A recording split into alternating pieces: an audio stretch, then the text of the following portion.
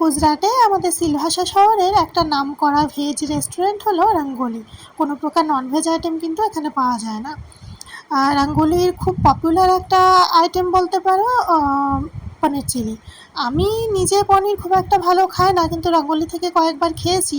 সত্যি বলতে আমার এত ভালো লেগেছে, ওই জন্য আমি নিজে আজকে ঘরে ট্রাই করছি।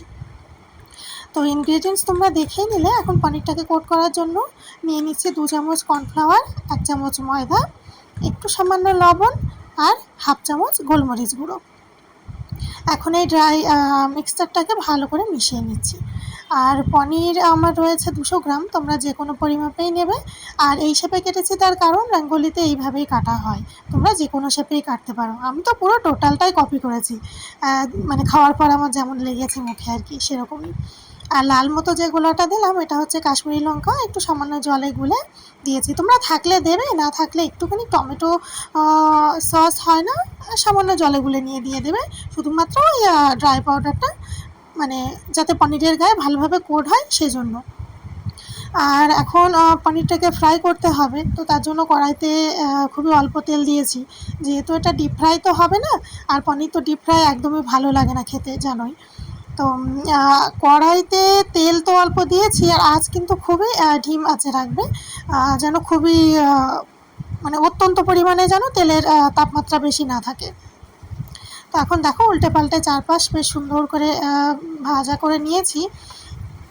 খেয়াল রাখবে পনিরটা যেন অতিরিক্ত ভাজা না হয়, কারণ এই পনিরটাকে নিয়েই তো খাবারটা, তো এটাই যদি শেষে খেতে ভালো না লাগে তাহলে পুরো রেসিপিটাই কিন্তু তোমার একদম ফেল হয়ে যাবে।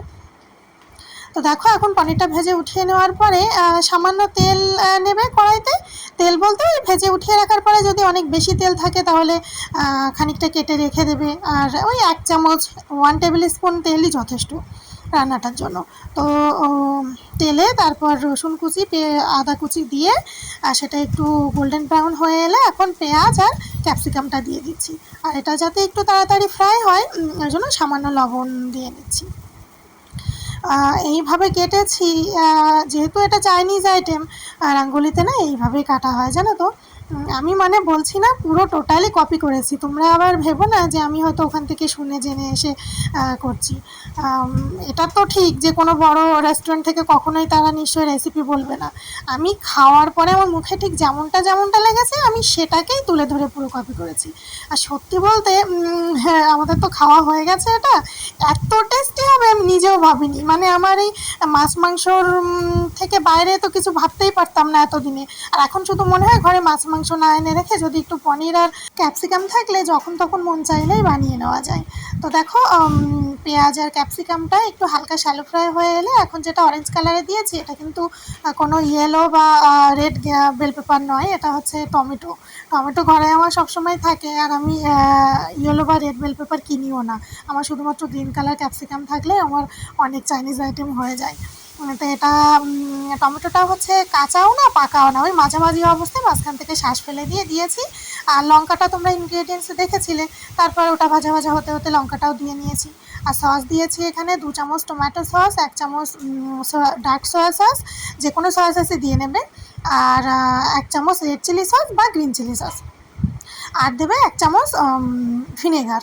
ভিনেগার তো বেশি দেওয়া ঠিক না, যদি বড় চামচ হয় হাফ চামচ দেবে, ছোট চামচ হলে 1 চামচ ফুল দেবে। দিয়ে এই সবটা একটু সামান্য জলে গুলে নিয়ে সসটা দিয়ে নিয়েছি। ভেজিটেবলসগুলো হালকা ফ্রাই হয়ে এলে তারপর সসটা দেওয়ার কিছু সময় পরেই, ওই 1 মিনিট মতো পরেই পনিরটাকে দিয়ে নিয়েছি। এখন পনিরটা একটু নাড়াচাড়া হতে হতে নুন মিষ্টিটা অবশ্যই স্বাদ মতো রাখবে। চাইনিজ আইটেম তো বিভিন্ন প্রকার সস যেহেতু এখানে পড়ে, ওই জন্য 2-1 দানা চিনি দেওয়াটা আমার মনে হয় ঠিক। আর এখন দেখো আমি যেটা দিচ্ছি এটা হচ্ছে কর্নফ্লাওয়ার একটুখানি সামান্য জলে গুলে দিয়েছি। আমার মনে হয় এটা আমার না দিলেও ঠিক ছিল, কারণ এটা তো আর অত আঠার প্রয়োজন হয় না যে গাঢ় গাঢ় করতে হবে। কিন্তু কর্নফ্লাওয়ার তো দিলেই গাঢ় গাঢ় হবে, বুঝতে পারছো। তোমরা নিজেরা বুঝেই দিও, যদি তোমাদের প্রয়োজন হয় দিও, না হলে দিও না। আমি তো নেক্সট টাইম করলে আর দেবো না, কারণ এই খাবারটাতে কোনো রকম মানে গাঢ় প্রয়োজন হয় না। তো এই যে এখন দেখো কিন্তু নুন মিষ্টিটা আমি দিয়ে নিচ্ছি। এটা আর কী পরিমাণ বলবো, তোমরা কতটা কোয়ান্টিটিতে বানাবে সেটা তো আর আমি বলতে পারি না। তো নুন মিষ্টি নিজেরা নিজেদের স্বাদ মতো রাখবে। আর এখন দেখো এই ভিডিও ক্লিপটা এইভাবে দিয়েছি, তার কারণ একটা মশলা আমি তোমাদেরকে দেখাবো, এইভাবে না দিলে তোমরা দেখতে পেতে না। এটা হচ্ছে চিংসের যে পনির চিলি মশলা পাওয়া যায় না চিংস কোম্পানির, জানি না কলকাতায় পাওয়া যায় কিনা, আমার অতটা মনে পড়ছে না এখন। যদি পাওয়া যায় কিনে নেবে, আর না পাওয়া গেলে অন্য কোনো কোম্পানির হলেও কোনো অসুবিধা নেই। আর যদি তাও না থাকে কাছে, তাহলে কোনো অসুবিধা নেই, আমার মনে হয় না এটা দেওয়াতে এক্সট্রা কোনো স্বাদের পরিবর্তন হয়েছে। শেষে একটু স্প্রিং অনিয়ন দিয়ে আমরা তো সার্ভ করে নিলাম। তো রেসিপিটা কেমন লাগলো কমেন্ট করে জানিও, ভিডিওটা ভালো লাগলে একটা লাইক করে দিও। দেখা হচ্ছে নেক্সট একটা সুন্দর ভিডিও।